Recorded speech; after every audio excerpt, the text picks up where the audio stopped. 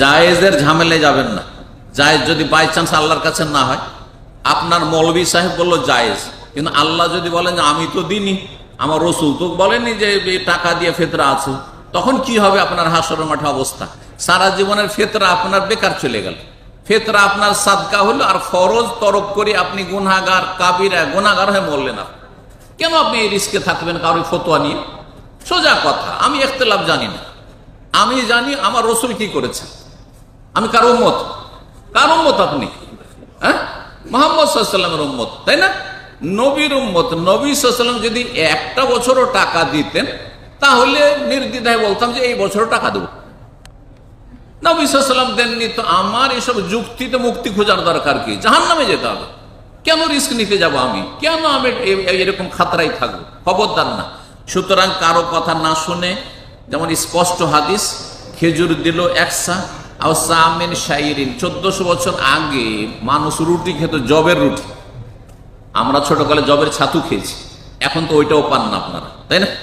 কিন্তু ছোটকালে আমরা জবের ছাতু অত্যন্ত শক্তিশালী। রোগীরা যখন একটু ভালো হইতে যেত, তখন আগের ডাক্তার, আমরা যখন ছোটকালে ছিলাম, জ্বর থেকে ভালো হয়েছে বলছে বার্লি খাওয়াইতে হবে, ইংরেজিতে বার্লি, ওইটাই বাংলায় জব। দাদা বুঝতে পেরেছেন? শাইর। তো জবের রুটি নবী সাল্লাল্লাহু আলাইহি ওয়াসাল্লাম খেয়েছেন, কিন্তু গমের রুটি খুব কমই পেয়েছেন। আর ভাত তো জীবনও চোখে দেখেননি, কারণ ভাত ছিলই না সেই যুগে, ভাতের ব্যবস্থা। তো 100 খেজুর না হয় 100 জব কার ফরজ? গোলাম হলেও ফরজ। আজকাল গোলাম নেই, অর্হরে স্বাধীন ব্যক্তির উপর ফরজ, পুরুষের উপর ফরজ, নারীর উপর ফরজ। নারীর যদি নিজের পয়সা না থাকে, তো যার অধীনে আছে তার উপর ফরজ। যেমন স্বামী আছে, তো স্ত্রীর তাকে ফিতরা দিতে হবে। মেয়ের আছে, মেয়ের বাবাকে দিতে হবে। জি, মেয়ের বাবা নেই, দাদা আছে, তো দাদার উপরে ফরজে তোমার, হ্যাঁ, নাতিনদের পতিনদের তোমাকে দিতে হবে, ইত্যাদি। ছোট অসাগির, ছোটরও দিতে হবে, অল কাবির, বড়রও দিতে হবে। মিনাল মুসলিম, মুসলিমের, বুখারী মুসলিমের হাদিস। মুসলিম, তাহলে অমুসলিমের উপরে ফিতরা ফরজ নয়। অমুসলিম ফিতরা দিলে ফিতরা হবে না। তাহলে অমুসলিমকে বলতে হবে আগে কালিমা পড়ো। কি করো? অমুসলিম যদি কালিমা না পড়ে, তো নামাজ পড়েই তো লাভ নেই, রোজা রেখেই তো লাভ নেই। আগে শুরু করতে হবে কোথা থেকে? চাবি। ইসলামের চাবি হচ্ছে লা ইলাহা ইল্লাল্লাহ। ইসলামের চাবি হচ্ছে লা ইলাহা ইল্লাল্লাহ। লা ইলাহা ইল্লাল্লাহ না হইলে আপনার কাছে চাবিই নেই। আর চাবি নাই, তাহলে কিসের জান্নাত খুলবে আপনার? জান্নাত খোলার পরে জায়গা পাওয়ার জন্য তখন 5 ওয়াক্ত নামাজ। কথা বোঝা গেছে? আর চাবির দাঁত হচ্ছে 5 ওয়াক্ত নামাজ। চাবির দাঁত দেখেন, একটা চাবিতে কয়েকটা দাঁত, তাই না? ঠিক ওই রকমই দাঁতগুলো নবী সাল্লাল্লাহু আলাইহি ওয়াসাল্লাম বা একজন প্রখ্যাত তাবেঈ বলেছেন যে দাঁত, চাবির দাঁত লাগে। এমনি একটা লোহা হইলে কোনো তালা খুলবে না। ঠিক দাঁত হচ্ছে ফরজ ওয়াজিবগুলি, 5 ওয়াক্ত নামাজ না হইলে আপনার শুধু এই লোহা দিয়ে আপনার কোনো তালা খুলবে না। তো লা ইলাহা ইল্লাল্লাহর সাথে চাবি লাগবে 5 ওয়াক্ত সালাত। 5 ওয়াক্ত নামাজ ঠিক করে নেওয়া সবচাইতে গুরুত্বপূর্ণ বিষয় আজকালকার যেমন। একজন মানুষকে ধার্মিক হওয়ার জন্য প্রথম ধাপই হচ্ছে 5 ওয়াক্ত নামাজ। নামাজ নেই, কিসের ধার্মিক? কোনদিন বেনামাজিকে কেউ ধার্মিক বলবে? চিন্তা করুন তো দেখি। আর আজকালকার ফিতনার যুগে, ব্যস্ততার যুগে একজন মানুষ 5 টাইম আল্লাহর সামনে যদি হাজিরা দেয়, তাহলে জানতে হবে যে তার মধ্যে ইসলাম আছে, তার মধ্যে ইসলাম আছে। ত্রুটি থাকতে পারে, কিন্তু ধীরে ধীরে ধীরে ত্রুটি কমে আসবে, তওবা করবে, সংশোধন করবে, কারণ সে 5 ওয়াক্ত নামাজ পড়ছে। আর যেই ব্যক্তি বেনামাজি, নামাজের সময় শুয়ে থাকে, সেই ব্যক্তির তওবার আশা খুব কম, তওবার আশা খুবই কম। সুতরাং নামাজটা ঠিক করে, নামাজে যেন কোনো রকমের গলদ না থাকে, নামাজে কোনো রকমের ঘাটতি না থাকে। পেটে যদি বাচ্চা থাকে তাহলে ফরজ নয়, কিন্তু উসমান রাদিয়াল্লাহু তাআলা আনহু খলিফা, তিনি তার স্ত্রীর পেটে বাচ্চা থাকলে দিয়ে দিতেন। সুতরাং যাদের স্ত্রীরা, মা বোনেরা গর্ভবতী আছে, তাদের পক্ষ থেকে কেউ যদি ফিতরা দিয়ে দেয় পেটের বাচ্চার পক্ষ থেকে, সেটা মুস্তাহাব এবং খলিফায়ে রাশেদের সুন্নাত, দিলে দিতে পারেন। আচ্ছা, ফিতরা দিলে লাভ কি, হেকমত, তত্ত্ব, রহস্য কি? কয়েকটি রহস্যের কথা বলেছেন, তার মধ্যে 2টো হাদিসের মধ্যে এসে। একটি হচ্ছে গরিবের উপকার করা। কার উপকার করা? গরিব মানুষ দিন মজুর করে সারা বছর খায়, ঈদের দিনগুলি তো দিন মজুর করাবেন গরিবকে? না না, ঈদের 2-4-5টা দিন ওকে ফ্রি করে দেন। এই যে রিক্সা চালাতে হবে না তোকে, তোকে দিন মজুর করতে হবে না, তোকে রাস্তায় গিয়ে দাঁড়িয়ে থাকতে হবে না যে কোথায় কাজ পাবো না পাবো, কাজের সন্ধান করতে হবে না। এই 5টা দিনের ফেতরা তোকে খাওয়া দাওয়ার খরচ দিয়ে দিলাম পরিবারের, আরামসে বসে বসে খা, আর তারপরে ছুটি কেটে তারপরে দিন মজুর কর। তো 1 নম্বর উদ্দেশ্যই হচ্ছে ফেতরা কার জন্য? ফেতরা মাদ্রাসা মসজিদের জন্য নয়। খুবই নাজায়েজ কাজ আমাদের ভারত, বাংলাদেশ, পাকিস্তানে হচ্ছে যে অধিকাংশ ফেতরাগুলি মাদ্রাসায় চলে যাচ্ছে, একেবারে নাজায়েজ কাজ হচ্ছে। আসলে ফেতরা গরিব, মিসকিন, অভাবীদের জন্য। মিসকিন মানে ভিক্ষুক নয়, কিন্তু মিসকিন মানে কি? যার অভাব আছে, খাওয়া দাওয়া জুটে না, চিকিৎসা জুটে না, ঋণের বোঝা আছে, তার উপরে চেপে আছে, ঋণ দিতে পারছে না, ঋণের জর্জরিত। আর হারাম কাজে ঋণ হয়নি, কিন্তু আবার অধিকাংশ লোক কিন্তু হারাম কাজে ঋণ, সুদের উপর টাকা নিয়েছে আর তারপর ঋণের বোঝা চেপে গেছে, তাহলে তাকে দেওয়া যাবে না, যেহেতু সে হারাম পথ অবলম্বন করেছে। কিন্তু সংসার চালাতে গিয়ে ঋণ হয়ে গেছে, অথবা একটা ব্যবসা করতে গেছিল, তারপরে মার খেয়ে গিয়ে ঋণ হয়ে গেছে, অথবা চিকিৎসা করাতে গিয়ে ঋণ হয়ে গেছে। যে কোনো এইরকম বৈধ কাজে গিয়ে যদি ঋণ হয়ে গিয়ে থাকে কারো ওপর, তাহলে সেও মিসকিন, দরিদ্র, তাকেও দেওয়া যাবে। এই দিনগুলিতে যাতে মানুষকে ভিক্ষা না করতে হয়, অথবা মানুষকে রাস্তা রাস্তায় কাজের সন্ধানে বাড়াইতে না হয় একজন মুসলিমকে, সেই জন্য তারা এই দিনগুলিতে সচ্ছল লোকদের ছেলে মেয়ের মতো বা পরিবারের মতো তারাও যেন খুশির দিন কাটাইতে পারে। আমার আপনার ছেলে মেয়েরা ঈদের দিনগুলিতে আমোদ ফুর্তি করছে, আর গরিব বেচারা ছেলে মেয়ের সাথে একটু বসতে পারছে না ঈদের দিন, এইটা যেন না হয়। সেও যেন আরামে বসে বাচ্চাদেরকে নিয়ে ঈদ করে, আর সবার জন্য ঈদ হয়, সবাই যেন ঈদে সামিল আমরা হইতে পারি। এক বড় হিকমত হচ্ছে গরিবের এহসান করা, উপকার করা। 2 নম্বর হচ্ছে উত্তম চরিত্র, মানুষের সাথে উত্তম আচরণ করা, সেটা হচ্ছে অভাবীদের সাথে সমবেদনা জ্ঞাপন করা, পাশে দাঁড়ানো, অভাবী সমাজের পাশে দাঁড়ানো। 3 নম্বর হচ্ছে রোজায় আমাদের অনেক দুর্বলতা এসেছে। রোজা অবস্থায় কেউ গীবত করে দিয়েছেন, রোজা অবস্থায় মিথ্যা কথা বলেছেন, রোজা অবস্থায় অনেক সময় হইচই করেছেন, রোজা অবস্থায় তর্ক ঝগড়া করে নিয়েছেন, রোজা অবস্থায় মেজাজ গরম করেছেন। মেলা রোজার মধ্যে ত্রুটি চলে আসে, রোজা অবস্থায় অন্যায় মেলা কথাবার্তা আচার আচরণ হয়ে যায়। রোজার অবস্থায় ফেসবুকে এই চোখের পাপ করেছেন। তো এই যে ঘাটতিগুলো হয়ে গেছে, রোজা দুর্বল হয়ে গেছে, রোজার দুর্বলতা কাটানোর জন্য হচ্ছে কি? ফেতরা। ফেতরা দিলে রোজার দুর্বলতা দূর হবে। 4 নম্বর হিকমত হচ্ছে ফেতরা দিলে আল্লাহর শুকরিয়া আদায় হয়, যে আল্লাহ তুমি গোটা রমজান আমাকে রোজা রাখার তৌফিক দিলে, আলহামদুলিল্লাহ, যে আমি 30টা 29টা যে রোজা হইল আমি রাখতে পারলাম। আল্লাহর শুকরিয়া আদায় করতে হবে। শুকরিয়া যেমন মুখে আদায় করব, অন্তর থেকে আদায় করব, তেমন ফেতরা আদায় করে কিছু আর্থিক দান করে আমি আল্লাহর শুকরিয়া আদায় করব। তো এই জন্য ফেতরা দেওয়ার মাধ্যমে আল্লাহর আমরা যেন শুকরিয়া জ্ঞাপন করছি, শুকরিয়া জ্ঞাপন করছি। যেমন আমাদের আনন্দ খুশি হলে আমরা 5টা 10টা আত্মীয় স্বজনকে কি করি? দাওয়াত দিয়ে খাওয়াই, বন্ধু বান্ধবকে খাওয়াই। ঠিক ওর চেয়ে গুরুত্বপূর্ণ হচ্ছে যে আল্লাহ আমাকে রোজা রাখার তৌফিক দিলেন, আমাকে তারাবি পড়ার তৌফিক দিলেন, রমজান মাসটাকে ইবাদত বন্দেগীর তৌফিক দিলেন, আল্লাহ আমাকে সুস্থ রাখলেন, ইমানের অবস্থায় রাখলেন, ভালো কাজের তৌফিক দিলেন। শুকরানা স্বরূপ আমি 3 কেজি করে খাদ্যদ্রব্য গরিব মিসকিনকে দান করে দিচ্ছি। 2টো হিকমতের কথা হাদিসে আছে। আব্দুল্লাহ বিন আব্বাস রাদিয়াল্লাহু তাআলা আনহু বর্ণনা করেছেন, বলছেন ফারাজা রাসূলুল্লাহ সাল্লাল্লাহু আলাইহি ওয়াসাল্লাম যাকাত আল ফিতরে, রাসূলুল্লাহ সাল্লাল্লাহু আলাইহি ওয়াসাল্লাম ফিতরা ফরজ করেছেন। তাহলে ফরজ কিসের জন্য? তোহরাতাল লিসায়েমে, রোজাদারকে পাক পবিত্র করার জন্য। কি থেকে? মিনাল্লাহ ওয়াসার, অবান্তর কথা থেকে। রোজা অবস্থায় অসার কথাবার্তা হয়েছে, ফালতু কথাবার্তা হয়েছে, অন্যায় কিছু হয়েছে, ওয়ার রাফাস, যৌনাচার।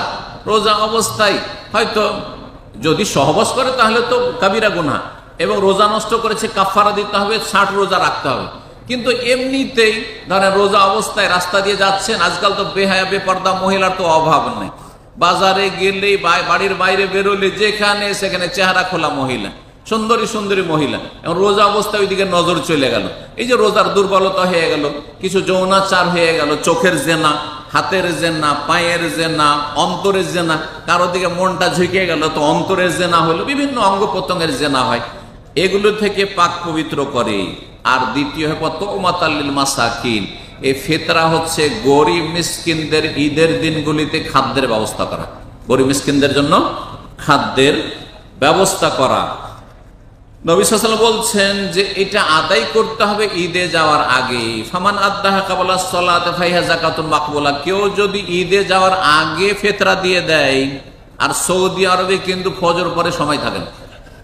সৌদি আরবে যেহেতু সূর্য ওঠার 15 মিনিট পরে একবারে শুরু হয়ে যায়, আউয়াল ওয়াক্তে ঈদ শুরু হয়ে যায়, যার ফলে আমরা সকালে দেওয়ার অপেক্ষায় থাকবো না। দেশে সকালে দিলে ভালো, সকালে দিলে ভালো, কারণ সুন্নত উত্তম হচ্ছে সকালবেলা দেওয়া।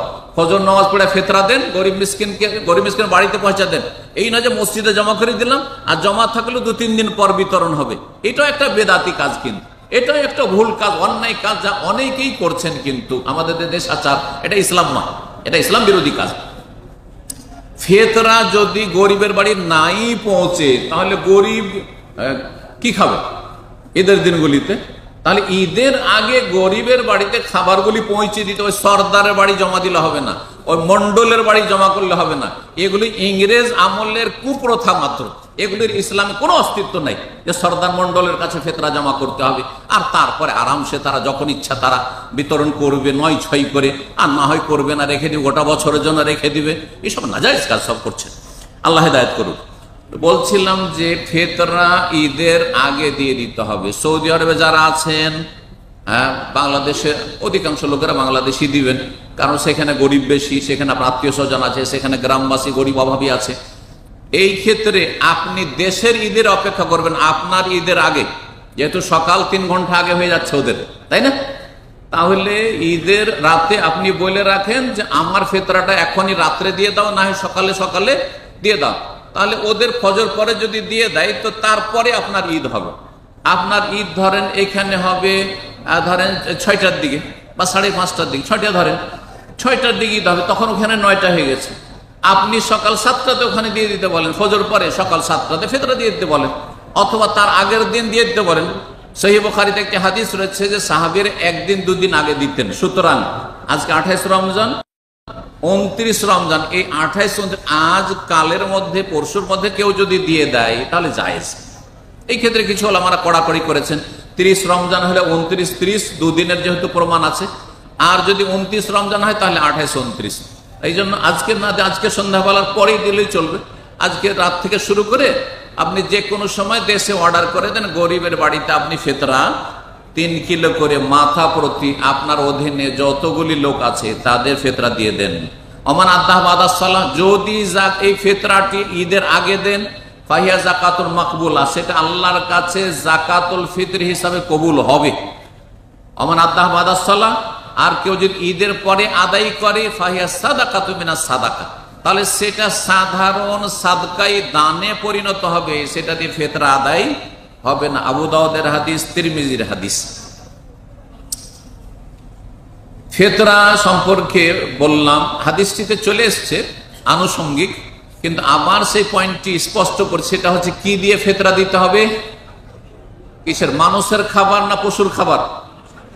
এখন গরু ছাগলের খাবার দিলে হবে না। যদি কেউ মুরগি বিড়ালের খাবার দেয়, আজকাল তো দামি দামি খাবার, বিড়ালের খাবার দোকান খুলছে, তাই না? এই খাবার দিলে হবে? মানুষের খাবার হইতে হবে, মানুষ যেটা খায়। তাহলে যা আপনি খান খাদ্যদ্রব্য মানে যেটা খেয়ে দিয়ে বাঁচে, আর আজকালকার প্রধান খাদ্য হচ্ছে চাল, সুতরাং চাল দিলে বেশি ভালো। আর যদি কেউ গম দেয় তবু চলবে, খেজুর দেয় হাদিসে যেহেতু খেজুর এসে খেজুর দিলেও চলবে, কিশমিশের কথা হাদিসে কিশমিশ দিলেও চলবে। খাদ্যদ্রব্য এক কথা হইতে হবে, কিন্তু সেমই দিলে হবে না, কারণ সেমই মানুষ সব করে খায়, সেমই খেয়ে কেউ বাঁচে না। যে সারা জীবন সেমই খেয়ে বেঁচে আছে এমন হয় না। সেজন্য কিছু লোকের ফ্যাশন আজকাল উঠেছে, কিন্তু নাজায়েজ ফ্যাশন কি, যে 3 কিলো সব দিয়ে একটু তেল, 500 গ্রাম তেল, আর তারপরে 100-200 গ্রামের সেমুই, আর তারপরে কিছু ডাল দিয়ে দিল, আর কিছু দিয়ে দিল পোলাও চাল দিল, কিছু সাধারণ চাল দিল, আর কিছু চিনি দিল। না, চিনি দিয়ে ফিতরা হবে না, চিনি দিয়ে ফিতরা হবে না। যদি আপনার শখ হয় যে গরিবকে আমি সব রকম খাওয়াবো, সেটা আপনি সাদকা হিসাবে আলাদা দেন, 3 কিলো চাউল দিয়ে দেন, আর তারপরে সেমই 5 কিলো দেন, 10 কিলো দেন, ঘর বাড়ি ভর্তি করে দেন সাদকা। কিন্তু ফিতরাতে ফেলবেন আপনি যে 200 গ্রাম এই, 200 গ্রাম এই, 200 গ্রাম চিনি, আর এই সব করে ভাগযোগ করে আমি কিন্তু এগুলো খবর রাখছি যে অনেকে এই কাজগুলি করছেন, এগুলো এক বেদাত উঠেছে, এগুলো বেদাতি ফ্যাশন উঠেছে, নাজায়েজ কাজ, এটা দিয়ে ফিতরা আদায় হবে না। ওইভাবে আদায় করতে হবে যেইভাবে রাসূলুল্লাহ তার সাহাবীরা আদায় করেছেন। লাকাদ কানা লাকুম ফি রাসূলিল্লাহি উসওয়াতুন হাসানাহ, তোমাদের জন্য রাসূলুল্লাহ সাল্লাল্লাহু আলাইহি ওয়াসাল্লামের ভিতরেই রয়েছে, রাসূলুল্লাহ সাল্লাল্লাহু আলাইহি ওয়াসাল্লামের লাইফেই রয়েছে, জীবনে রয়েছে উত্তম আদর্শ। জি, এইরকম কাপড় চোপড় দিলে হবে না যে টাকা দিয়ে আমি কাপড় কিনে দিয়ে দেবো, শাড়ি কিনে দিয়ে দেবো, লুঙ্গি কিনে দিয়ে দেবো, এটাই করলে হবে না। টাকা পয়সা দিয়ে দিবেন না যেমনটা বললাম, আর ফিতরাকে ঝুঁকিতে রাখবেন না। কোন মযহাবের ফতোয়া আছে, তাদের ফতোয়া, কিন্তু রাসূলুল্লাহ সাল্লাল্লাহু আলাইহি ওয়াসাল্লামের ফতোয়া নেই, সাহাবায়ে কেরামের ফতোয়া নেই, 4 খলিফা আবু বকর, উমর, ওসমান, আলী কারো ফতোয়া নেই যে টাকা পয়সা দিয়ে ফিতরা দেওয়া। আর টাকা পয়সা ঝামেলাতে প্রত্যেক বছর এক ঝামেলা। এবার কত হইল, এবার ইসলাম ফাউন্ডেশন কত ধরেছে, তো আমাদের মসজিদ কর্তৃপক্ষ কত ধরেছে, আমাদেরকে কত দিতে হবে, তো সরকারি রেটে দিতে হবে না বেসরকারি রেটে দিতে হবে, ঝামেলার শেষ না। আমি বলেছি একদিন না, এটা আল্লাহর আযাব। এই যে বালা মুসিবত কুড়িয়ে নিয়ে আসবেন না, বালা মুসিবত নিজের ওপর নিয়ে আসবেন না। ধর্মীয় বালা মুসিবত সবচেয়ে বড় বালা মুসিবত। ফিতরা দিলেন টাকা দিয়ে আর কবুল হইল না, তা এর চেয়ে বড় বালা কি আছে? সারা জীবন ফিতরা কবুল হয় না। কেন? যাবে নবীর তরিকার লোক না, অন্য কোন তরিকার লোক। আল্লাহ সঠিক বুঝ দান করেন, সংশোধনের তৌফিক দান করেন। ফিতরা দিতে হবে কত? 1 সা। 1 সা মানে 3 কিলো। 1 সা মানে 3 কিলো।